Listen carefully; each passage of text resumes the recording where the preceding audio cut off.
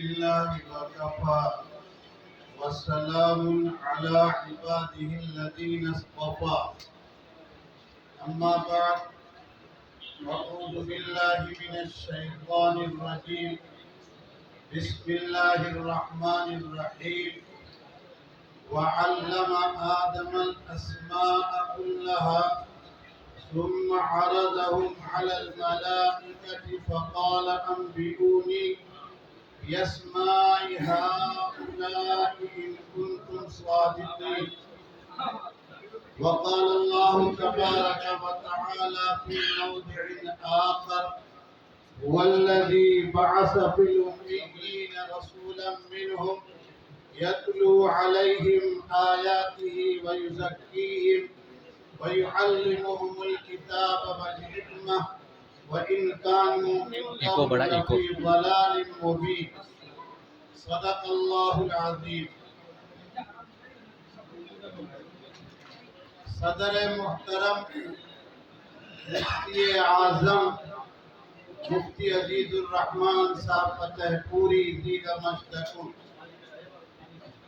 محتمل جامعہ عربیہ طیب العلوم مولانا حماد صاحب قاسمی و دیگر علماء کرام اور عزیز طلبہ اور برادران اسلام، آپ کے سامنے کوئی لمبی چوڑی کوئی بہت ہی زیادہ آپ کا وقت لینے کی تیاری کرنے کے بعد یہاں حاضری کی کوشش نہیں ہوئی ہے۔ مولانا حماد صاحب کا اصرار، بلکہ یہ اصرار صدق کے درجے تک پہنچا اور مولانا کی کرم فرمائی کی بنیاد پر بندہ یہاں حاضر ہوا ہے۔ اللہ تعالی ہم سب کی حاضری کو قبول فرمائے۔ چند گزارش ہے، انہی گزارشات کو آپ کی خدمت میں پیش کرنے کی کوشش کر رہا ہوں۔ اللہ تعالی ہم کو اور آپ کو سمجھنے کی، عمل کرنے کی توفیق عطا فرمائے۔ جس ملک میں ہم نے آنکھ کھولی ہے، ہمیشہ ایک ہی چیز کا تذکرہ اور چرچا رہا ہے کہ مسلمان یہاں اقلیت میں ہیں۔ ظاہر سی بات ہے، جس ملک میں جو گروہ، جو کمیونٹی، جو برادری اقلیت میں ہوتی ہے، اس کی ذمہ داری اکثریت کے مقابلہ میں کئی گنا بڑھی ہوئی ہوتی ہے۔ اقلیت کوئی بری چیز نہیں ہے، لیکن اگر یہ اقلیت بے فکری، کام چوری، بے توجہی اور اپنے نفع نقصان کو پہچانتی نہیں ہے تو پھر اقلیت اپنے لیے وبال جان اور مصیبت خود بن جاتی ہے۔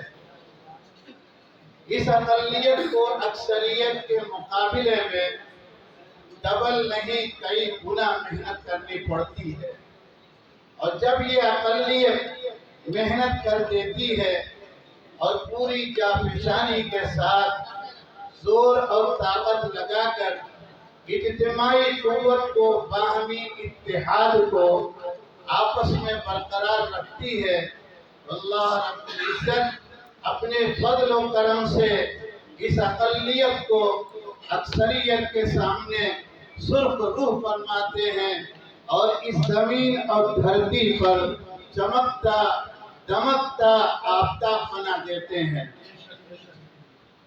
مدینہ المنورہ میں آپ صلی اللہ تعالی علیہ وسلم تشریف لائے ہیں۔ آپ مطالعہ کر کے دیکھیں، کوشش کریں تو یہ بات بالکل صاف ہوگی کہ حضرت صلی اللہ تعالی علیہ وسلم نے مردم شماری کئی مرتبہ کرائی ہے۔ ایمان والوں کی تعداد بڑھتی رہی، لیکن اکثریت کے سامنے عرب کے پورے علاقے میں مسلمان اقلیت ہی میں کہے گئے۔ لیکن رسالت امام صلی اللہ تعالی علیہ وسلم نے اس اقلیت کی تربیت، اس اقلیت کی تعلیم، اس اقلیت کا تزکیہ، اس اقلیت کو دانائی اور حکمت کی تعلیم ایسے ڈھنگ اور سلیقے سے عطا فرمائی کہ یہ اقلیت دھرتی پر سب سے غالب اور اوپر آ گئی۔ بہت دن اور زمانہ نہیں گزرا ہے، علامہ شبلی نعمانی کے بقول سیدنا عمر ابن الخطاب رضی اللہ تعالی عنہ کے سامنے اس طرح کے خطوط بکثرت آنے لگے ہیں کہ ہمارے نظام مملکت کو، ہماری حکومت کو چلانے کے لیے ہمیں صحیح گورنمنٹ کا نظام پیش کرنے کے لیے آپ ذرا دو چار افراد نہ صحیح تو ایک تو کم سے کم ہمیں دے دیجیے۔ یہ مسلم حکومتوں کے خطوط نہیں ہیں، یہ غیر مسلم حکومتیں ہیں۔ یہ وہ لوگ ہیں جنہوں نے کسی زمانے میں اسلام کے برسر پیکار رہنا، اسلام کا مقابلہ کرنا، اسلام کو مٹانے کی پوری طاقت لگا دینا، یہی ان کا مشغلہ اور یہی ان کا کام تھا۔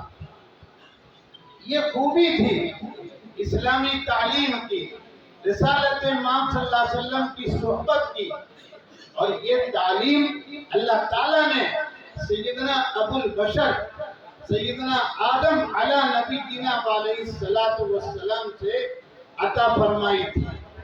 سیدنا آدم کو جب اللہ تعالیٰ نے پیدا کیا ہے تو ظاہر سی بات ہے کہ آپ کو تعلیم کے زیور سے اللہ تعالیٰ نے خود ہی آراستہ اور پیراستہ کیا۔ یہی علم ہے، یہی صفت ہے، صفت علم، کہ سیدنا آدم کو اللہ تعالیٰ نے فرشتوں کے سامنے فوقیت، فضیلت اور بڑائی عطا فرمائی ہے۔ یہی وجہ ہے کہ امام راغب اصفہانی نور اللہ مرقدہ کے بقول اس میں صرف کسی شے کا نام نہیں ہے، بلکہ اس میں ایسی ذات کو کہتے ہیں جس سے کوئی چیز پہچانی جائے۔ ما یعرف بہ الشیء، جس چیز سے کسی چیز کو پہچانا جائے وہ اس میں ہے، وہ نام ہے۔ یعنی اللہ تعالیٰ نے سیدنا آدم کو صلاحیت فطری طور پر ایسی دے دی کہ کائنات کے ذرے ذرے کو اے انسان اپنے کام میں لینے کے لیے، اپنے مطیع فرما بردار بنانے کے لیے، اپنا معاون انہیں بنانے کے لیے تم ان کا نام تجویز کر سکتے ہو۔ یہی وجہ ہے کہ آج کائنات کا پورا نظام ناموں کے ساتھ جڑا ہوا ہے، اور اسی نام سے ان کی تشخیص اور تجویز، ان کی تعریف ہوتی ہے۔ آج جو پوزیشن ہے اس پوزیشن میں میں آپ سے صرف یہ عرض کروں گا کہ علم کو علم نافع کے دائرے میں رکھیے، علم کو علم دین اور علم غیر دین، عصری علوم، انگریزی علوم، مدرسے کا علم، یہ مدرسے کا سلیبس اور نظام ہے، نصاب ہے، اور یہ کالج کا، یہ اسکول کا نصاب ہے اور اس کا سلیبس ہے۔ براہ کرم میں آپ سے یہ اپیل کرتا ہوں، یہ تقسیم اور بٹوارے کے چکر میں نہ پڑیں آپ۔ کیوں؟ علم کی دو قسمیں ہیں، علم نافع۔ علم نافع میں یہ آپ کہہ سکتے ہیں، ہم کہہ سکتے ہیں، ایک علم وہ ہے جو ہمیں اللہ تعالیٰ کی مراد اور اس کی منشا کو حاصل کرنے کا راستہ دکھاتا ہے، اور اس کا اصل مقصد اور فائدہ آخرت میں اللہ تعالیٰ کی رضا سے حاصل ہو جائے گا۔ لیکن دوسرا علم وہ علم نافع ہے جو انسان کی خدمت کے لیے، انسان کے معاشرے کو بنانے کے لیے، انسان کو انسان بنانے کے لیے، انسانی ضرورتوں کو ایجاد کرنے کے لیے، اور ان کو انسانوں کے نفع کے لیے استعمال کرنے والا یہ علم ہے۔ اس کے بمقابل ایک علم غیر نافع ہے اور وہ علم ضرر ہے جو انسانوں کو تباہ اور ان کی انسانیت کو تاراج کر دیتا ہے، انہیں تہو بالا کر دیتا ہے۔ اسلام دشمن طاقتیں، مغرب طاقتیں، یورپی طاقتوں نے اسلام کے خلاف اسی علم ضرر کو پوری طاقت سے استعمال کیا ہے۔ علم نافع حاصل کرنے کے لیے آقا مولا صلی اللہ تعالیٰ علیہ وسلم کے ارشاد گرامی ہے، جس کو حضرت امام ابن ماجہ رحمۃ اللہ علیہ نے اپنی سنن میں روایت سیدنا عبداللہ ابن جابر رضی اللہ تعالیٰ عنہ سے نقل کیا ہے۔ حضرت صلی اللہ علیہ وسلم کا ارشاد گرامی ہے، اللہ تعالیٰ سے علم نافع کی دعا کیا کرو اور علم بے فائدہ، علم غیر نافع کے علم سے اللہ کی پناہ حاصل کرو۔ صلی اللہ علما نافعا، صلی اللہ علما نافعا، اللہ سے علم نافع حاصل کرنے کی درخواست کرو، دعا کرو۔ وتعوذ باللہ من علم لا ينفع، اور اللہ تعالیٰ سے ایسے علم کی پناہ مانگو کہ جو علم بے مقصد ہے، بے فائدہ ہے۔ جب یہ طے ہو چکی ہے بات اور اظہر من الشمس ہے، سبھی جانتے ہیں کہ صاحب اس دیش میں ہم کو اقلیت ہی کا مقام و مرتبہ ملا ہے، تو اکثریت کی ایک خواہش ہوتی ہے، اکثریت کا ایک جنون ہوتا ہے، اکثریت کا ایک پلان ہوتا ہے کہ اقلیت کے تشخص کو مٹایا جائے، اقلیت کے سکون چین کو تباہ و برباد کیا جائے، اقلیت کو اپنے عزائم میں کامیاب ہونے نہ دیا جائے۔ اب اس کا توڑ کیا ہے؟ کہا کہ جوش جنوں میں آ کر چند نعرے لگائے جائیں، اظہار رائے کی جائے، سڑکوں میں جلوس نکالے جائیں اور کالے پٹی باندھی جائے، اور جب کوئی ہمیں دوڑائے تو چپل چھوڑ کے ہم بھاگ جائیں۔ یہ اقلیت کا اکثریت کے مقابل میں آنے کا کوئی طریقہ نہیں ہے۔ دنیا کی تمام اقلیتیں، دنیا کی اس طرح کی کمزور جماعتیں، کمیونٹیں تباہ ہو چکی ہیں، برباد ہو چکی ہیں، صفحہ ہستی سے ہمیشہ کے لیے دائمی نیند ان کو آئے اور خواب میں وہ ہمیشہ کے لیے رہ گئے ہو۔ مقابلے کا طریقہ یہ ہے کہ علم نافع تلاش کرو، اللہ کے دین کے ساتھ گہرائی اور گہرائی کا رشتہ اپنے ساتھ جوڑنے کے ساتھ ساتھ فوجی طاقت کی پوری تعلیم حاصل کرو، سائنس کے اندر اپنے کو موجد بناؤ، دوسرے کے پیچھے چلنے والا غلام نہ بناؤ۔ ایک صاحب بڑے عالم ہیں، اسی ملک کے ہیں، جب قطر میں ایک بڑے عالم علامہ سید طنطاوی کا انتقال ہوا ہے، قرضاوی صاحب کا انتقال ہوا ہے، معاف فرمائیں گے طنطاوی نے قرضاوی صاحب چھ جائے کہ علامہ قرضاوی کے بہت سے تفردات ہیں جن کو اہل حق کی جماعت قبول نہیں کرتی ہے، خاص طور سے فقہ کے مسائل میں، خاص طور سے فقہ حنفی کی جزئیات میں علامہ قرضاوی کے بہت انتہائی تفردات ہیں۔ اور ہمارے ہی اسی لبادے میں کچھ حضرات ان کے بڑے زبردست تفردات کے داعی بھی ہیں، لیکن بہرحال قرضاوی کی ایک بات ہے، وہ قابل اتباع نہ صحیح، قابل فکر ضرور ہے۔ وہ بات ہے کیا؟ سنیے، فرمایا کہ دنیا کا سفر کر چکا ہوں، دنیا میں دوڑ چکا ہوں، اچھے بروں کے ساتھ بیٹھ چکا ہوں، اچھوں بروں کی ملاقات کر چکا ہوں، لیکن جہاں کو ہی کہیں بھی کسی نے کہا انا مسلمون، تو میں اس سے پہلا سوال یہ کرتا ہوں، کس کی ٹرین استعمال کرتے ہو، کس کا ہوائی جہاز استعمال کرتے ہو، یہ کس کا چپل استعمال کرتے ہو، یہ کس کے محنت سے اور کس کی ڈیزائننگ سے اپنے گھر کو تم نے ڈیزائن کیا، یہ بتاؤ۔ وہ جواب نہیں دے پاتا ہے۔ کہا بہتوں سے سوال کیا، کہا میں مصر سے سعودی عرب جا رہا تھا، فلائٹ میری ریاض کی تھی، اترنے سے 10 منٹ پہلے میرے بازو میں ایک صاحب بیٹھے تھے جو شکلیں مسلمان نہیں لگ رہے تھے، لیکن جب انہوں نے السلام علیکم کہا تو میں نے جواب دیا اور ان سے یہ پوچھا یہ ہوائی جہاز کس مسلمان نے بنایا؟ تو کہنے لگے مولانا مسلمانوں کو تو اتنی بھی صنعت اور حرفت نہیں ہے کہ وہ سوئی بنا لیں، ہوائی جہاز کیا بنا لیں گے۔ لیکن قرضاوی صاحب نے جو بات کہی ہے قابل فکر قابل تدبر ہے، اس سے انکار نہیں کیا جا سکتا۔ اب میں نبی کریم صلی اللہ علیہ وسلم کے زمانے کی طرف چلنا چاہتا ہوں۔ صحابہ کرام کو رسول اکرم صلی اللہ تعالی علیہ وسلم نے جب بھی کوئی حکم فرمایا تو صحابہ اس کے لیے پوری تیاری کے ساتھ اپنے زمانے حال کو پڑھ کر اپنے زمانے حال کی پوری تعلیم سے آراستہ پیراستہ ہو کر باطل کا مقابلہ کرنے کے لیے نکلے ہیں۔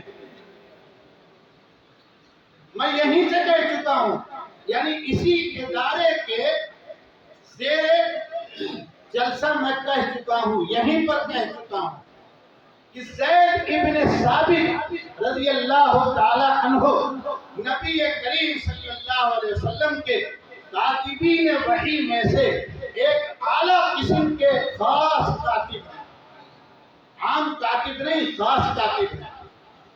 اور ابھی 2-4 دن پہلے قاضی اطہر مبارک پوری رحمت اللہ علیہ کی تصنیف جو شیخ الہند اکیڈمی سے چھپی ہے، خیر القرون کی تنسگاہیں، اس میں میں نے یہ بات پڑھی کہ بدر کے قیدی جو مسلمان نہیں تھے اور انہیں اپنے قید سے آزادی لینی تھی اور ان کے پاس مال اسباب نہیں تھا قید سے چھٹی دینے کی، تو یہ طے ہوا تھا امام الانبیاء کی طرف سے کہ اگر آپ لکھنا پڑھنا جانتے ہیں تو 10 بچوں کو لکھائیں۔ زید ابن ثابت رضی اللہ تعالیٰ عنہ کے استاد، ان کے پڑھانے والے وہ غیر مسلم تھے، لہذا تھوڑا سے اب نیچے اترنے کی ضرورت ہے۔ پانی بہت بہہ چکا ہے، بہت بہہ چکا ہے۔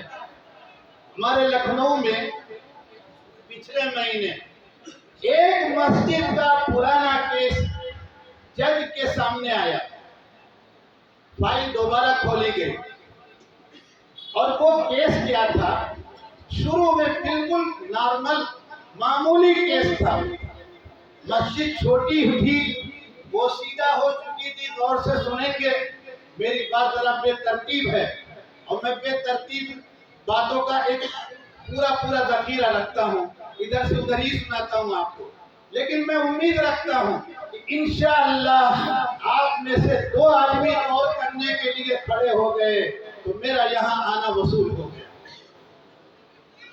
تو مسجد کمیٹی نے درخواست دی تھی وہاں کے میونسپل کو، لکھنؤ، کہ ہم اس مسجد کی توسیع کرنا چاہتے ہیں اور یہ بوسیدہ پرانی مسجد ہے، اسے گرا کر نئی بنانا چاہتے ہیں۔ ٹھیک ہے، میونسپل نے کہا کہ نہیں، جس انداز کی ہے اس کو ویسے ہی رہنے دیجیے۔ انہوں نے وہاں کی عدالت میں کیس رکھا کہ صاحب ہم پرمیشن مانگ رہے ہیں، کوئی رکاوٹ نہیں ہے، پھر بھی یہ ہم کو بنانے کی اجازت نہیں دے رہے ہیں۔ عدالت نے میونسپل کے وکیل سے بات پوچھی، طلب کیا اس کو کہ وجہ کیا ہے۔ اس نے کہا صاحب جو کرایہ دار ہیں نا وہ خالی کرنے کے لیے تیار نہیں ہے، انتہائی فراڈ جھوٹی بات۔ یہ بات خود اس زمانے میں جب کیس دائر ہوا تھا، آج سے 7 سال پہلے مولانا عبداللہ حسنی نور اللہ مرقدہ نے اپنے گھر میں سنایا۔ عدالت نے کہا آپ پہلے کرایہ داروں کا معاوضہ دیجئے، ان کو خوش کیجئے، ہمیں اس کا ثبوت دے کر آئیے آپ، پھر ہم آپ کے لیے پرمیشن دیں گے۔ دوسری تاریخ پر سارے کرایہ داروں نے خود ہی جا کر کہا کہ حضور ہم کو پیسے مل گئے ہیں، مسجد کو مسجد بنانے دی جائے، یہاں चूंकि बस अड्डा करीब है, रेलवे स्टेशन करीब है, मुसाफिरों को बड़ी दिक्कत होती है। आगे बढ़ने से पहले मुख्तसर मैं आपको याद दिलाऊं, इन किराएदार में सिर्फ 2 मुसलमान थे, बाकी 8 गैर मुस्लिम थे, और गैर मुस्लिम किराएदार आगे बढ़कर ये बयान दे रहे हैं।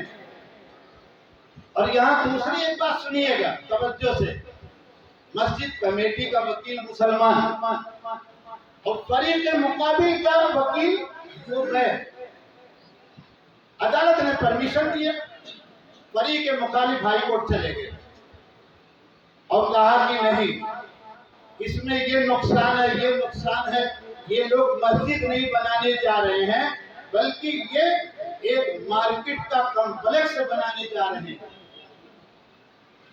मस्जिद कमेटी हाजिर हुई, उसने कहा कि इस तरह की कोई बात नहीं है। कहा नहीं। मुस्लिम वकील से पूछा तो उसने क्या कहा, सुनिएगा। उसने कहा कि चूंकि मस्जिद की आमदनी बहुत कम है, इमाम मुअज्जिन की तनख्वाहें मामूली दी जा रही हैं, इसलिए ये 10-12 दुकानें नई मजबूत बनाई जाएंगी, इनसे इनकम हो जाएगी। ये पॉइंट रख दिया उसने। सामने से गैर मुस्लिम वकील कहता है, सर ये खुद वही बात कह रहे हैं जो हमारा मुद्दई कहता है कि ये कॉम्प्लेक्स बन रहा है, मस्जिद नहीं बन रही है। अब ये मस्जिद कमेटी के तो हाथ पैर फूल गए। क्यों? ये पूरा वाकया करने से पहले मैं आपको तवज्जो दिलाऊं, क्या कभी आपने सोचा, क्या कभी आपके जहन में ये फिक्र पैदा हुई, क्या कभी मुस्लिम कम्युनिटियों ने इसके बारे में कोई दर्द दिल पैदा किया कि हम आपस में किसी तरह पैसा जमा करके सही दीनदार मुस्लिम बच्चों को आगे करके मैदान में लाएं, जो कम से कम हमारे हाई कोर्ट के लेवल का इंतहाई ईमानदार और इंतहाई हिंदुस्तान के कानून का माहिर वकील बन जाए। मैं अपने मुफ्ती साहब से भी माफी मांगूंगा, क्यों हम और मुफ्ती साहब एक ही दाने के नमक खाते आ रहे हैं, एक ही जगह के पले बढ़े हैं। अगर उसी जमाने में, उसी जमाने का हाल जिस जमाने में हमने पढ़ा था, मैं भी यहाँ से मालूनी वालों को कहता, देखो कॉलेज में अगर बच्चों को, स्कूल में बच्चों को एडमिशन कराओगे, दाखिल कराओगे तो काफिर हो जाओगे, मैं भी कहता। लेकिन आज जो पोजीशन है, आज जो हालात हैं, जिनकी वजह से हम जकड़े चले जा रहे हैं, अब तो पोजीशन ये आई है, मुझे कहने दीजिए कि जामिया अरबिया तय्यबुल उलूम जैसा इदारा आइंदा पता नहीं बाकी रहेगा या नहीं रहेगा। और तो और अभी तो बात सिर्फ मेरी कुर्सी की, आपकी कुर्सी की है। तंजीम के सदर आप बनेंगे और इनको मैं नादिम बनाऊंगा, आप सेक्रेटरी बनेंगे, इसी में उलझ के रह जाएंगे। आरएसएस ने तो पैर पहले ही काट रखे हैं। भाई आप बात कर रहे हैं क्या? नहीं है, मैं आपके लिए नहीं बोल रहा हूँ, सबके लिए बोल रहा हूँ। बराए करम जरा बाद में अपना ठीक कीजिएगा। अब तो जो चल रहा चलने दीजिए, चाहे डब्बा बजे चाहे लोहा बजे, चलने दीजिए। इसलिए मैं आपसे ये दरख्वास्त करूंगा, इल्म नाफे में बहुत अगर गुंजाइश तकसीम की है तो ये कहिए इल्म हदीस ये है, इल्म फिक़ह ये है, इल्म कुरान है, लुगात कुरान के मानी का इल्म है, सबए अशरा और उसके तुरत का ये इल्म है। लेकिन ये इल्म भी पूरी इंसानियत बिलखुसूस मुसलमानों के लिए जरूरी है। सल्लल्लाहु अल्लाहुम्मा इन्नी औज़ु बिका मिन इल्मिन ला यनफ़ा। लिहाजा ऐसा इल्म हासिल करें जिसमें बच्चे को पेट में मार दें। शरई तौर पर नुक्ते नजर से इमामुल अंबिया की इस दुआ से ये इल्म हासिल करना चाहिए नहीं, लेकिन अपने बचाव के लिए इल्म हासिल हो रहा है कि किस पॉइंट से, किस तरह से हमारा मद्दे मुकाबिल हमको अदालत के अंदर लाकर बेबस और मजबूर करेगा। उस इल्म को हासिल करना इंतहाई इल्म नाफे और जरूरी इल्म है। अब اب سنیے گا، آگے کی بات رہ گئی تھی، کاٹ دی تھی آپ کو سنانے کے لیے. میرے جملوں کو پکڑنے کی کوشش نہ کیجیے گا، میرے طرز کو سمجھنے کی کوشش کیجیے گا. میں کوئی باقاعدہ تربیت یافتہ مقرر نہیں ہوں، سیدھی سی بات ہے. لیکن میں آپ کو بتاؤں ہوا کیا. مولانا آپ تو سنیے، آپ تو میرے سے تعلق رکھتے ہیں، توجہ سے. ہوا کیا، جب یہ کہہ دیا کہ یہ کمپلیکس بن رہا ہے، کیا بن رہا ہے، تو سامنے والے کو تو موقع مل گیا. اس نے کہا جو بات میں کہنا چاہتا تھا وہی مسجد کمیٹی کا وکیل کہہ رہا ہے. مسجد کمیٹی کے ہاتھ پہ پھول گئے کہ یار یہ تو ہاتھ سے کیس گیا. ہارنے کا افسوس نہیں، لیکن مسجد نہیں بنے گی اور یہاں پر سامنے کے لوگ اس کو تجارتی کمپلیکس بنا کر اس کی کمیٹی میں اپنی اکثریت کے ممبران کو گھسا دیں گے. کون سامنے کے لوگ؟ بھائی سمجھتے رہیے، آپ سمجھ رہے ہیں کہ نہیں. اب یہ مسلم وکیل تو کر بیٹھا جو کرنا تھا. صدر کمیٹی کا جو تھا اس کا ہاتھ پیر پھولا ہوا اور بلڈ پریشر ہائی ہوا کہ عدالت سے ڈائریکٹ ہاسپٹل چلا گیا. ڈاکٹر آیا، جب اس نے دیکھا تو اس نے کہا کہ انہوں نے کسی بات کا ٹینشن لے لیا، ٹینشن سے آگے ہائی ڈپریشن ہو چکا ہے. اب میں پورے ٹیڑھے میڑھے بولنا پڑتا ہے، پہلے تو نہیں بول پاتا تھا. ٹینشن سے آگے کیا ہوا ہے؟ ارے بولیے نا، ہائی ڈپریشن. ڈپریشن نہیں، ہائی ڈپریشن ہو گیا ہے. اور میں دوا تو ابھی دے رہا ہوں کہ کسی طرح یہ آنکھ کھول دے.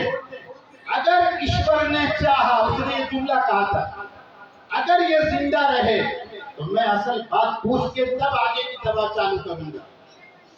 اس لیے دوا دی. اللہ کو بھی کام لینا تھا. ان کے بچوں کو روتا بلکتا اللہ پاک رکھنا نہیں چاہتے تھے. رات کو 2 بجے اس نے آنکھ کھولی. صبح کو ڈاکٹر آیا. ڈاکٹر نے دیکھا تو کافی کنٹرول میں.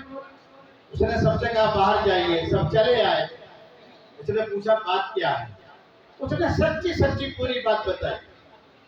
ڈاکٹر کسی مسلمان کا دوست مسلمان نہیں تھا اور نہ کسی شیخ وقت کا مرید تھا، غیر تھا. اس نے صاف انداز میں کہا ٹینشن نہ لو، چھٹی تمہاری آئی سی یو سے جب ہوگی اس سے پہلے میں اس کا علاج کر دیتا ہوں. ڈاکٹر ہو کے کہہ رہا تھا. 2 گھنٹے میں ایک ہائی کورٹ کے غیر مسلم وکیل کو لے آیا. خود آیا نہیں، کیونکہ آ نہیں سکتا، بھیج دیا. اس غیر مسلم وکیل نے ساری بات سننے کے بعد کہا آپ اس وکیل کو ذرا سائڈ کیجئے 2 دن کے لیے، فائل میرے ہاں بھیجیے اور میں اس تاریخ پر خود کھڑا رہوں گا. بات جب آئی، لمبی بحث 2 گھنٹے کی غیر مسلم وکیل نے مسلمان کی طرف سے کی. اور جو اصل نقطہ بیان کیا وہ یہ سر یہ ساری جگہ اس کمیٹی کی ہے. کمیٹی اپنے ایشور بھگوان کی پرارتھنا کی جگہ بنائے، دکان بنائے، تجارتی کمپلیکس بنائے، کچھ بھی کرے. عدالت کو اس رول 82 88 89 اس نے سب بتایا. اس سے عدالت کو اس میں ہستیپ کرنے کا کوئی ادھیکار نہیں ملتا ہے. جج کے ہاتھ پیر بھول گئے. جج نے تاریخ دے دی. اس نے کہا ان لوگوں سے باہر نکل کے آئندہ اس کو مت بلانا، فیس اسی کو دے دینا، اس کا پیٹ بڑا ہائیوں کہہ کے کہا، اور آئندہ میں خود آؤں گا، مجھے فیس نہیں چاہیے. اگلی تاریخ میں پہنچا. جج نے کہا وکیل صاحب آپ کو بھی کچھ باقی ہے کہانی، ہم فیصلہ آپ سے لینے آئے ہیں. جج نے کہا کہ آپ نے جو باتیں کہی ہیں یہی بات ہندوستان کے رول سے 100% صحیح ہے اور یہ جگہ مسجد کمیٹی کی ہے. مسجد کمیٹی جیسا چاہے فیصلہ کرے. آج الحمدللہ 4 منزلہ مسجد 12-13 دکانوں کے ساتھ کھڑی ہے. میں یہاں پر یہ بات کہنا چاہتا ہوں کہ جج نے نوٹ جو لگایا ہے وہ یہ کہ مجھے غلط فیصلہ کرنے پر مجبور کیا مسلم وکیل کی دلیل لے۔ اس لیے میرے بھائیوں، بڑودہ سے ہمارے دوست مولانا شفیق صاحب تشریف لائے، وہی آج اس پروگرام کے دولہا ہیں، نکاح خوانی کے فرائض کو انجام دے رہے ہیں شمیم اختر صاحب، اور ولی تو ہمارے مولانا حماد صاحب ہیں جو شاید چلے گئے یہاں سے تھوڑی دیر کے لیے، تو میں ان کا وقت ضائع نہ کروں، آپ سے صرف یہ درخواست کروں گا اور جرأت اور ہمت کے ساتھ مفتی صاحب سے لے کر تمام اساتذہ جو بیٹھے ہیں اور آپ تمام معمولی والوں سے بھی ہاتھ بڑھا کر یہ کہنا چاہتا ہوں کہ بہترین سائنس داں کے ساتھ ساتھ سیاست داں بھی پیدا کیجیے۔ سیاست اس کا نام نہیں ہے روڈ پر کالے جھنڈے کی جگہ کوئی دوسرا جھنڈا لگا دیں، اس کو اتار کے ترنگا لگا دیں، اس کو اتار کے 2 رنگا لگا دیں، اس کو اتار کے 5 رنگا لگا دیں، یہ سیاست نہیں ہے۔ شاہ ولی اللہ نے سیاست کی جو تفسیر کی ہے، جو تشریح کی ہے، جو حجت اللہ البالغہ کے اندر جس مضبوطی کے ساتھ لکھا ہے وہ یہ ہے کہ سیاست کہتے ہیں تدبیر منزل۔ آج پورے ملک میں بدامنی بدچینی، آج پورے ملک میں آپ کا نہیں میرا نہیں، میں تو سفر کرتا رہتا ہوں الحمدللہ، انہی سے کہتا ہوں کہ بابو ذرا یہ تھیلی اٹھا دو بوڑھے آدمی کی، وہ اٹھا لیتے ہیں، انہی سے کہتا ہوں بیٹا بہت لمبا سفر کرنا ہے، تم ذرا کم عمر ہو، دیکھو داڑھی پک گئی ہے، اگر گنجائش ہو تو کرسی چھوڑ دو، اللہ کے کرم سے چھوڑ دیتے ہیں۔ تو اپنا وقت تو نکل چکا ہے، لیکن جب ان نسلوں کا وقت آئے گا یا آ رہا ہے تو وہاں صرف محدود کر کے آپ ایک راستے پر ان کو لے جائیں، صرف مدرسے کے راستے سے، صرف اسکول کے راستے سے۔ میں کہوں گا مدرسے کا راستہ قبر میں نجات کا ذریعہ ضرور ہے، الحمدللہ یہی ایمان یہی یقین میرا ہے، لیکن ریلوے ٹکٹ کے لیے فارم بھرانا پڑے گا نہ کہ آپ نے اس کو رکھا ہے تاکہ کم دیکھنے اچھا یہ بہتر ہو نہیں، آپ کی تو نیابت تھی تو صدر بھی آ گئے۔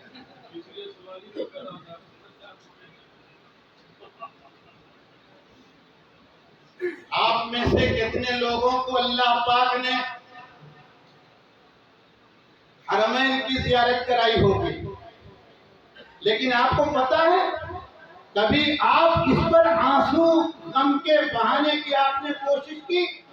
پوری ایئر لائن جتنی ہے، آپ کو اگر کہہ دوں تو ناراض ہو جائیں گے، 2-4 مجھے دعائیں دیں گے وہ میں خوشی سے لے لوں گا، قطر کی ہو، عرب امیرات کی ہو، چاہے سعودی کی کہیں کی ہو، اصل مین جو کنٹرولر ہے وہ عیسائی یہودی ہے۔ لہذا یہ کب تک چلتا رہے گا؟ کب ہم فکر کریں گے؟ علم نافع ہے، یہ حاصل کیجئے، محنت کیجئے۔ اگر خالی آپ نے اسکولوں میں ڈھکیل دیا، ان مدرسوں میں بچوں کو بھیجنا آپ بھول گئے، اللہ کی قسم کھا کے کہتا ہوں مسلمان کا پھول بن کے جو نکلے گا وہ کیا شری واسطو بن کے نکلے گا، دلت کمار بن کے نکلے گا، اور خدا جانے کیا کیا بن کے نکلے گا۔ اس لیے اب وقت آیا ہے کہ ذرا یہ سفید کرتے پر میل اور کچیل بیٹھے، اپنا خرچ ذرا ہم کچھ کم کریں، دیہاتی زبان میں کہوں سمجھیں گے معلومی کے کیونکہ لوگ کی کٹوتی ذرا خرچ پر کریں اور ڈبل تیاری کی کوشش ہونی چاہیے۔ انتہائی آج جس ملک کے اندر 100 سال سے پہلے کی تنظیم ہونے کا دعویٰ کر رہے ہیں، اب میں اسلام دشمن ان کو نہیں کہتا، انسانیت دشمن یہ جو تنظیم ہے اس کے یہاں باقاعدہ 90 کے اندر یعنی تعداد 90 جو ہے یہ فکر ساز ادارہ ہے، विचार धारा कमेटी है, उसका काम ही सुबह से शाम शर दुनिया में इस मुल्क में कैसे पैदा होगा, इधर तवज्जो हटानी है, इधर क्या खेल खेलना पड़ेगा, ये काम उसका है बैठ। और सिर्फ एक ही बिरादरी के लोग बैठे हुए हैं उसमें, कोई दूसरा घुस नहीं सकता। ये फिक्र साज इदारा उर्दू में कहा जाता है, इनकी जुबान में विचारधारा, ये संसदा इनकी। आपको मुझको कहां ले जाके डाल दिया वो तो नंबर 2 की बात है। कसम खुदाए पाक की, मौलाना अबुल हसन अली नदवी रहमतुल्लाह अलैह के जुमले में, ऐ हिंदुस्तानी मुसलमानों, जब कल क़यामत के दिन अल्लाह पाक पूछेंगे इनसे, ऐ दलितों, ऐ शूदरों, ऐ यादों, ऐ भीलों, ऐ मराठियों, तुमने इस्लाम को कबूल क्यों नहीं किया, इस्लाम से तुमने नफरत पैदा क्यों की, इस्लाम की मुखालिफत में खड़े क्यों हो गए, तो ये कहेंगे साहब एक ही बस हमारी बात है, ये मुसलमान खुद जीवन गुजारने का तरीका खुद ही इनके यहाँ कोई नहीं था, समझ नहीं सके मुल्क में कैसे रहा जाता है, हम तो इनके इंतजार में बैठे रहे। मौलाना फरमाते थे वहां कौन सा वकील लेके आइएगा। इसलिए मेरे भाइयों, इल्म नाफे की बात करो, मस्जिद नबवी अला साहिब सलातो सलाम इमामुल अंबिया पर अल्लाह अर्श से लेकर उनके जिस्म से लगी हुई जो जमीन है वो अब दाएं बाएं लाखों सलातो सलाम अल्लाह नाजिल करें। लेकिन इसी मस्जिद नबवी में बरवायत हज़रत आयशा सिद्दीक़ा रज़ियल्लाहु ताला अन्हा के कि हज़रत सल्लल्लाहु अलैहि वसल्लम ने मुझसे कहा, हबशियों की ट्रेनिंग देखोगी? मैंने कहा या रसूल अल्लाह, जैसा आप फरमाएं। दरवाजे पर इमामुल अंबिया यूं खड़े हो गए हैं, मैं पीछे आकर नीचे बगल से हबशियों के फौजी ट्रेनिंग, उनके नेजा चलाने का करतब और उसका तरीका देख रही हूँ। मुझे खुशी हो रही है कि या अल्लाह, ये क्या सलीका, क्या तरीका इनको है। यही वो हबशी थे जो वहशी थे, जिन्होंने सैयदुश शुहदा को जन्नत में पहुंचाया, लेकिन जब इस्लाम कबूल किया है, आप हदीस पढ़िए, सीरत पढ़िए, तो अल्लाह की कसम खाकर इमामुल अंबिया के सामने ये कहते हैं, इस नेज़े को, बच्ची को छुपा कर रखूंगा उस वक्त तक जब तक कि किसी अल्लाह के दुश्मन को इससे जहन्नम में ढकेल न दे। और जब मुसैलमा कज्जाब का मुकाबला करने के लिए हजरत खालिद इब्न वलीद अल-मारूफ बिसैफिल्लाह, अल्लाह की तलवार, सैयदना सिद्दीक अकबर के आदेश पर, आर्डर पर जब ये चले हैं, तो हजरत वाशी ने अपना नाम पहले रखा। ग़ज़वा उहद में आप पूछ लीजिए उलमा से, बरहम पट्टी करने वाली, आज की जुबान में जख्मियों का इलाज करने वाली औरतें थी, मर्द नहीं थे। लिहाजा आपसे इतनी सी दरखास्त है कि जरा उसअत नजरी पैदा कीजिए, इल्म की गहराई और दीन की मजबूती के साथ आप इल्म नाफे को हासिल कीजिए। अपने बच्चों को, अपने मुस्लिम कम्युनिटी के नौजवानों को जो ज़हीन है, कितने बच्चों ने अपनी तालीम से अलविदा किया और वो ये कहते रहे हमारा आगे का कोई इंतजाम नहीं हुआ, इस माना करके हम यहाँ बैठ गए। इसलिए अब जरा थोड़ी सी आप कोशिश करें, तवज्जो करें, अल्लाह ताला हमको और आपको सही ढंग से अपनी मिल्लत की खिदमत करने का मौका अता फरमा दे। और मैंने जैसा कि पहले कहा भी, चंद मिनट पहले, मैं अपने उलमाए किराम से भी दरखास्त करूंगा, इनमें से हर एक अगर मैं कसम खा जाऊं तो हानिश नहीं हो सकता, चाहे हमारे नजमुल उलमा मौलाना शाकिर हकीमी हो, चाहे हमारे सदर साहब हो और चाहे हमारे मौलाना शफीक बड़ौदवी हो, अगर ये कोशिश कर लें तो बेहतरीन हाई कोर्ट के वकील से मुकाबला करने के लिए एक आला किस्म का दीनदार मुस्लिम, और अगर जोड़ दें दो जुमले तो आलिम और हाफिज वकील तैयार हो सकते हैं। कोशिश तो फिक्र करेंगे। पहले शुरू हो चुकी है केरला में और अक्कल को अगर इस तरह से निजाम शुरू हो नहीं, वो तो उसका इनकार नहीं कर रहा हूँ, अभी कहूँगा तो आप नाराज हो जाएंगे। कोशिश करेंगे। हमारे शमीम अख्तर साहब ने लुकमा मुझे ये दिया कि अक्कल कोवा वगैरह में इस तरह का सिस्टम चल रहा है। अल्हम्दुलिल्लाह अक्कल कोवा में भी मैं हाजिर हो चुका हूँ। उस वक्त अक्कल कोवा में हाजिर हुआ था जब वहाँ सिर्फ आईटी तक की तालीम थी। आज तो अक्कल कोवा मुल्क की वो दीनी असरी दरसगाह बन गई कि जिसको कहा जा रहा है कि मुस्लिम यूनिवर्सिटी के मुकाबले की है। और आप और मैं शमीम अख्तर से बेतकल्लुफ हूँ लदवे की निस्बत पर, इसलिए मैं इनसे ये भी कहूँगा कि जरा आगे बढ़िए। आज के वक्त में शायद आप में से बहुतों को मालूम भी होगा, इंशाअल्लाह वो तायद करेंगे, आज के वक्त में मुस्लिम पर्सनल लॉ बोर्ड के जनरल सेक्रेटरी हमारे आपके महबूब मौलाना खालिद सैफुल्लाह रहमानी अपने इदारे में हैदराबाद अल माअहदुल आली के अंदर मदारिस के उन सही तलबा और फुजला को सिर्फ इसीलिए एडमिशन दे रहे हैं जो लॉयर की तालीम हासिल कर। मैंने आपको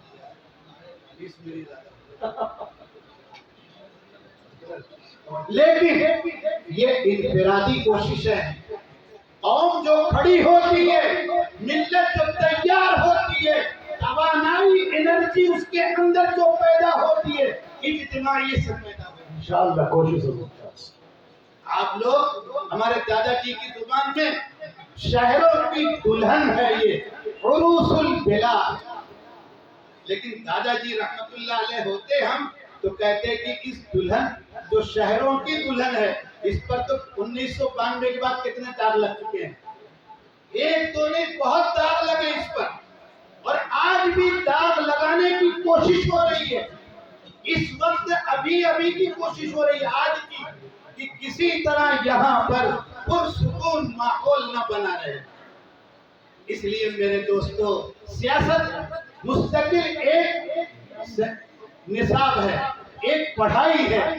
सियासत इसको कहते नहीं है कि आप किसी तरह जालसाजी करके, जुमलाबाजी करके, धोखा देकर मशीन को इधर उधर उलट पलट के पहुंच जाए पार्लियामेंट में और जुमलों को दोहराते रहें, असल बात की कोई जवाब आप नहीं। ये सियासत नहीं है। अल्लाह ताला के फजल और करम से हमारे शमीम साहब ने बात याद दिलाई।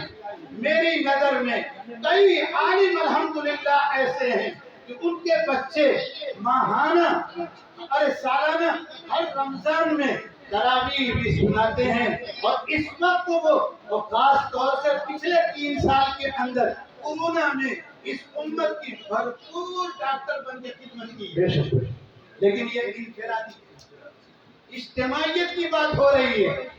आपको मुझको कसम खा के ये अहद करना है, घर कच्चा रहेगा, छपरे वाला रहेगा, इस घर में पानी टपकेगा, बारिश की रातों में मैं अपने बच्चों को लेके बैठा रहूंगा, सुबह का नाश्ता बगैर किए अपने बच्चों को मैं तैयार करूंगा, बच्चों को ऐसी तैयारी कराऊंगा कि वो पूरी मिल्लत और इस मुल्क के इंतहाई वफादार बन के खड़े रहेंगे। आज आपको मुझको इंतहाई मुश्किल हालात में अपनी सुस्ती काहिली ने पहुंचाया।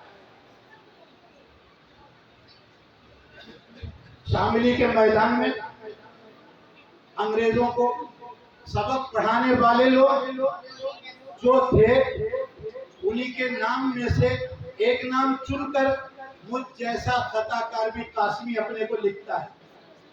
लेकिन जाहिर सी बात थी, हजरत मौलाना कासिम साहब नानवी रहमतुल्लाह अलैह से हजरत गंगोही ने यही जुमला कहा था, आप किसके भरोसे पर तैयारी करेंगे, कहाँ जाएंगे सीखने के लिए।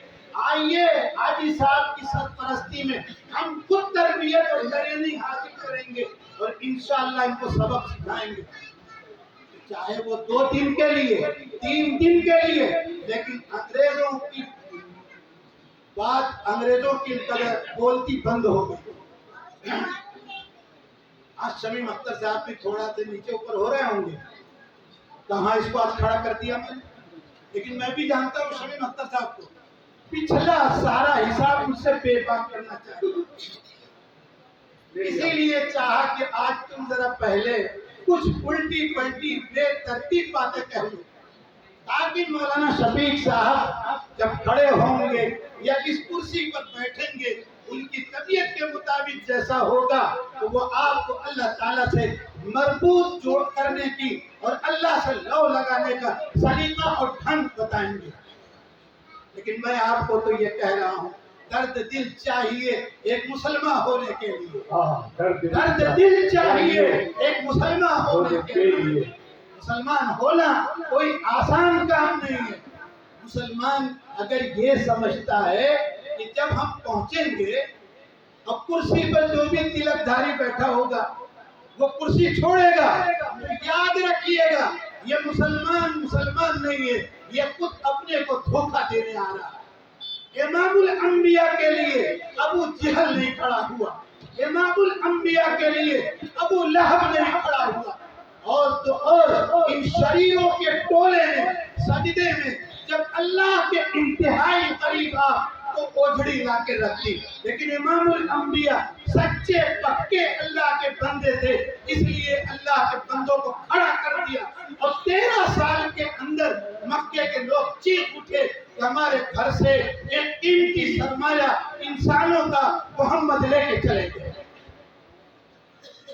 اور پھر یہی سرمایہ مدینہ جب پہنچ رہا ہے حضرت مصعب ابن عمیر کے واسطے سے، تو مدینہ جو ہے یہ وہ مدینہ ہے علم دین، علم فن سپاہی، علم معاش، علم اقتصادیات، علم طب، سب کا سب یہاں مدینے میں یونیورسٹی تو نام کی نہیں لیکن حلقہ لگا ہوا ہے۔ اب ایک آخری بات سنا دوں آپ کو، خیر القرون کی بات آئی تھی درسگاہ اور قاضیت ہر مبارک پوری کی، اور سیرت عائشہ میں بھی میں نے خود پڑھا ہے جو علامہ سید سلیمان ندوی کی، میں آپ سے عرض کروں گا، اپنے تمام برادری سے یہ کہوں گا کہ ذرا ایک مرتبہ ورق الٹ لیجیے۔ حضرت عائشہ صدیقہ رضی اللہ تعالی عنہا امام الانبیاء کے تشریف لے جانے کے بعد یا محمد یا زوجہا، یہ اس کا مرثیہ نہیں پڑھا، بلکہ جب تک تنہا امام الانبیاء وہی السلام علیکہ یا رسول اللہ نماز پڑھ رہی ہیں، امام الانبیاء کو سلام بھی کر رہی ہیں، ابا آئے ان سے کون سا پردہ، لیکن جب سیدنا عمر بن الخطاب رضی اللہ تعالی عنہ نے درخواست کی یا امی مجھے یہ جگہ عطا کر دیجئے، تو کیا کہا تھا، وَيُؤْثِرُونَ عَلَىٰ أَنفُسِهِمْ وَلَوْ كَانَ بِهِمْ خَصَاصَةٌ، یہ وہ ٹولی ہے، یہ وہ جماعت ہے، یہ وہ گروہ ہے، صحابہ و صحابیات ہیں جو اللہ کے محبوب ہیں، آخر الزمان رحمت عالم کی پیاری جماعت ہے، اس نے اپنی چیز کو ہمیشہ ضرورت ہونے کے بعد بھی دوسروں کو ترجیح دے دی۔ لیکن عمر تھے، اپنے بیٹے سے کہا، عبداللہ رضی اللہ تعالیٰ عنہ سے، جانے پہ در جنازہ لے کے جب چلنا وہاں تو دیکھنا دفن فوراً نہ کر دینا، ابا اب تو تیار ہو رہی ہے، کہا بیٹا ہو سکتا ہے میری زندگی میں میرے حیات اور میرے اس روگ سے ڈر کر اجازت دی ہو جس روگ سے ابلیس بھی کانپتا رہتا ہے، بات آئی تو کہہ دوں وہی، میں بھی کہتا ہوں میری نجات کے لیے یہی محبت کافی ہے۔ حضور نے کہا عمر فلاں گلی سے ابھی آئے کیا تم؟ کہا یا رسول اللہ کیا ہوا؟ کہا میں نے اس پورے راستے میں ابلیس لعین کو نہیں دیکھا۔ کیسے عمر تھے؟ بہرحال باپ نے جو کہا صحیح لائق بیٹا وہی کرے گا، جنازہ لے کے آئے ہیں، اور پھر کہا کہ اماں میرے ابا نے یہ کہا تھا اجازت ہوگی تو دفن کروں گا ورنہ نہیں. کہا کہ میں نے پہلے کہہ رکھا دفن کر دو. کر دیا. اب پردہ لگایا اور کہا یہ کس سے کہا سنیے گا. یہ کہا زبیر ابن العوام ارے عروہ ابن زبیر سے جو سگے بھانجے ہیں. اور یہ کہا اپنی سگی بھتیجی سے. انہوں نے پوچھا تھا دونوں بہت ملکو تھے حضرت عائشہ رضی اللہ تعالیٰ عنہ کے کہ عروہ نے کہا خالہ اور انہوں نے کہا کہ پھوپھی. یہ ہے کیا مسئلہ کہ سیدنا عمر کے دفن ہوتے ہی ایک موٹا سے پردہ ڈال دیا. فرمایا پہلے تو یہاں تھے حضور میرے شوہر رحمت عالم امام الانبیاء کہہ کر ہچکیاں مار دی. اور کہا دوسرے میرے ابا تو نہ شوہر سے پردہ ہے نہ بیوی نہ تو باپ سے پردہ ہے لیکن عمر نہ شوہر ہے اور نہ تو میرے باپ ہیں اس لیے پردہ ہے. بہرحال جو بات مجھے سنانی تھی ذرا میں نے بھی ٹرین کی طرح سائڈنگ لینی. اب اصل بات سنا کے ختم کریں یہی اچھا ہے. ہاں بس وہی اسی لیے تو آج ذرا بے تکلیفی سے لڑائی کر لی گئی بس ہو گئی بات. کیا کہا سنیے گا. ہاں جی میں یہ کہہ رہا تھا وہ پڑھنے پڑھانے میں لگی تھی اور گھر میں ہمیشہ ایسے بچے بچیاں پڑی رہتے تھے جن کا اکثر بیشتر کوئی سہارا نہیں تھا. انہیں کو پڑھاتی تھی. مجھے جو بتانا ہے آپ کے لیے نہیں بتانا لیکن درخواست کے طور پر آپ سے بھی کہوں گا اور ان کو بتانا ہے ان کا سلیبس یعنی نصاب جو تھا علم قرآن. آپ کہیں گے ہم کو یہی کریں گے ٹھیک آگے چلیے. علم حدیث وہ کہیں گے اس سے زیادہ اور کیا کریں گے ٹھیک ہے. علم فقہ کیونکہ وہ کبار صحابہ کے سامنے بھی مفتی اعظم تھی ٹھیک ہے. اب ذرا توجہ سے سنیے گا اس نصاب کو کیسا بنایا تھا انہوں نے. علم قرآن علم حدیث علم فقہ. اب فوراً جو دیکھا جا رہا ہے لکھا ہوا مل رہا ہے علم الانساب. انساب کون کس کی نسل سے پیدا ہوا ہے کون کہاں کس کا رشتہ مل رہا ہے. اور یہ ڈگری انہوں نے لی تھی اپنے ابا صدیق اکبر رضی اللہ تعالی عنہ سے. عرب ان کے مخالف ہونے کے باوجود علم الانساب کے اندر صدیق اکبر سے بڑا ڈگری یافتہ کسی کو نہیں مانگے.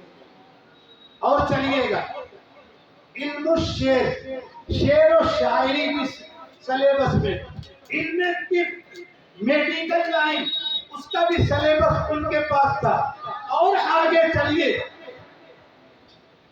تجارت کیسے کی جائے کہ علم اقتصادیہ اکنامک کا علم غبارے کی طرح پڑھ جائیں یہ نہیں پڑھایا تھا بلکہ حلال روزی کما کر خود بھی خرچ کرو اور ملت کے لوگوں پر خرچ کرو.